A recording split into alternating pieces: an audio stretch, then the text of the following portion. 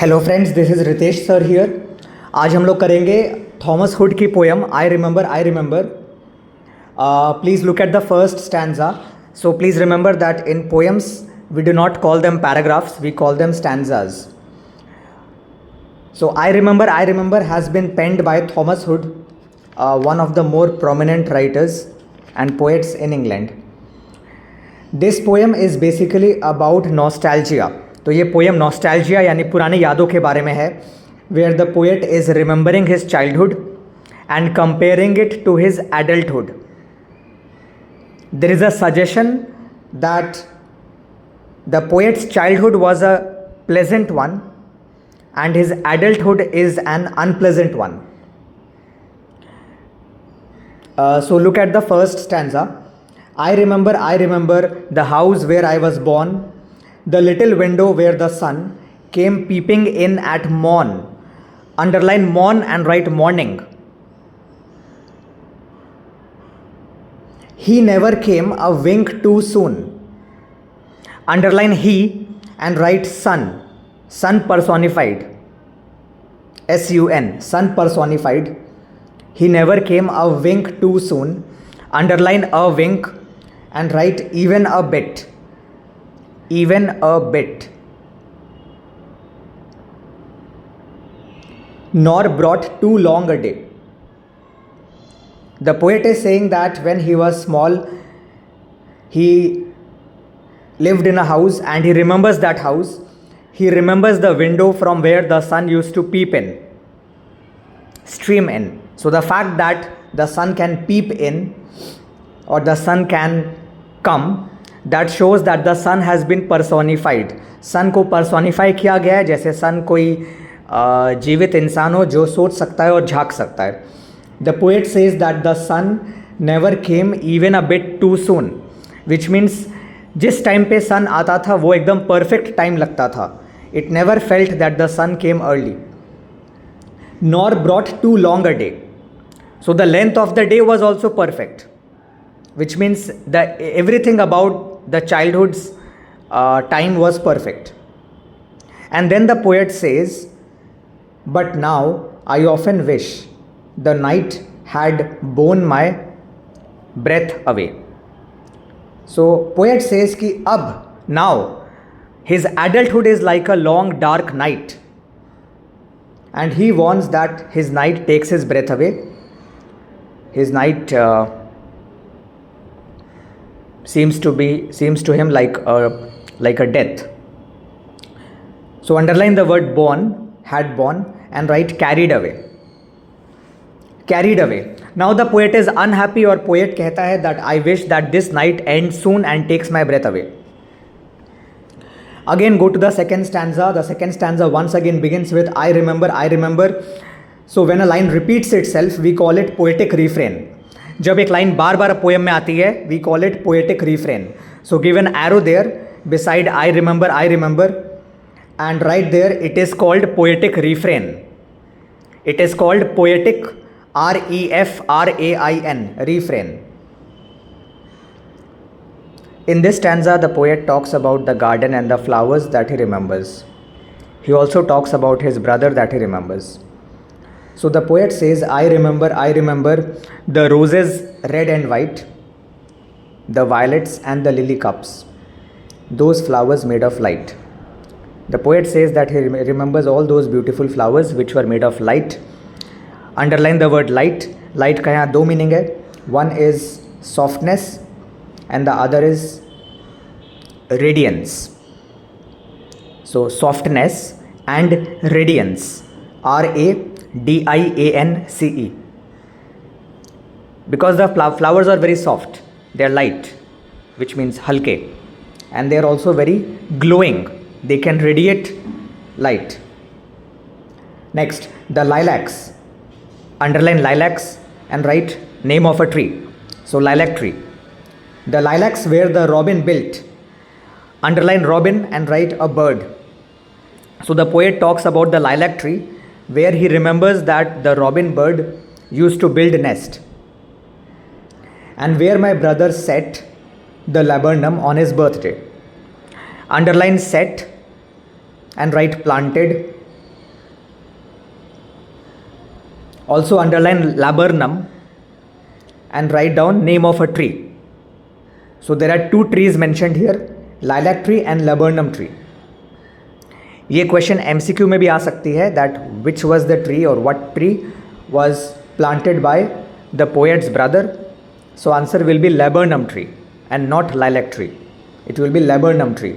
So the brother planted the laburnum tree on his birthday. The tree is living yet. ये काफ़ी suggestive line है. When the poet says that the tree is living yet, still. Here there is a suggestion that the tree is alive, but the one who had planted the tree, which means the poet's brother, he is perhaps dead. So you underline this line, the tree is living yet, and write there a suggestion that the poet's brother is dead.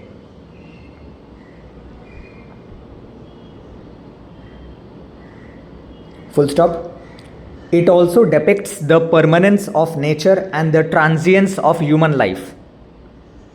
It also depicts, depicts, depicts the permanence of nature, कि nature permanent है, permanence of nature and the transience of human life. Transience, TRANSIENCE, transience of human life. So transience का मतलब है कि human life बहुत ही छोटा है. It can get over any time. Please work on your vocabulary. Transience means short-lived. So human lives are transient. So this line depicts the permanence of nature and transience of human life. Move to the third stanza. I remember where I was used to swing, and thought the air must rush as fresh to swallows on the wing. Underline swallows and write a bird. Poet कहता है कि वो उसको याद है कि वो कैसे झूला झूलता था. He remembers how he would swing and he would feel the fresh air and he would feel like a swallow bird that is flying. My spirit flew in feathers then, that is so heavy now. So underline heavy and write sad, heavy hearted. The poet says at that time when he was small, his spirits were high. He felt light-hearted. Now he feels heavy-hearted. He is sad, he is upset, he is unhappy with the mundane life. And summer pools could hardly cool the fever on my brow. Brow means forehead.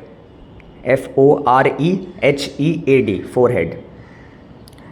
The poet says that at that time when he was small, he would happily dive in any summer pool. Summer pool means a pond, a pool where you can dive in and feel pleasant or fresh. You can cool your body. But now the poet is suffering from a different kind of fever.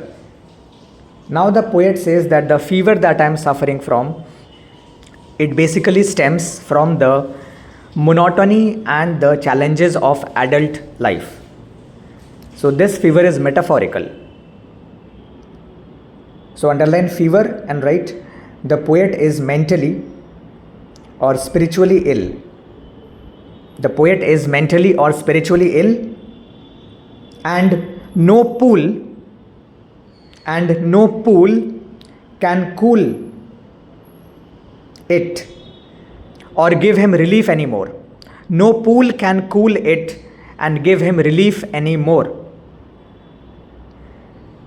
So once again the poet is talking about the difficulties and the sorrow that we associate with adult life. The poet has lost his home, the poet has lost his childhood days, his brother possibly, the carefree days when he would plant trees, watch the robin bird, admire the flowers. And finally the last stanza, once again the poet begins with I remember, जिसको हम लोग कहते हैं poetic refrain. I hope you remember. The fir trees dark and high. Fir trees basically वो tall trees होते हैं जो हम लोग क्रिसमस में देखते हैं या हिल्स में देखते हैं. So they are very tall and slender. और जब कोई बच्चा उसको नीचे से दिखता है तो उसको लगता है कि वो ट्री कभी ख़त्म ही नहीं होगी. सो पोएट कहता है कि as a child I use to believe that the fir trees are so tall कि अगर मैं इस पर चढ़ के जाऊँ तो I can reach the sky. अब पोएट को पता है वास्तविकता. अब पोएट को पता है कि वो झूठ था, वो उसका कल्पना था. Now the poet is knowledgeable that the tree has a limit. लेकिन पोएट कहता है कि जब मैं इग्नोरेंट था, when I did not know the fact, I was very happy. Because वो ये बात सोच के खुश रहता था कि ये पेड़ पे एक दिन चढ़ के मैं आसमान में पहुंच जाऊंगा. लेकिन अब जब उसे सच्चाई का पता चल गया है कि ये पेड़ का एक लिमिट है, तो अब वो उसके अंदर से वो जॉय चला गया है. He now feels unhappy. So look at the stanza. I remember the fir trees dark and high. I used to think their slender tops were close against the sky. They were close to the sky. Then the poet says it was a childish ignorance. So वो ignorance था, which means lack of knowledge. So underline ignorance and write lack of knowledge. But now it is. So apostrophe TIS means it is. But now it is little joy. Underline little joy and write hardly a joy. Hardly a joy. The poet says now it is hardly a joy to know I am farther off from heaven than when I was a boy.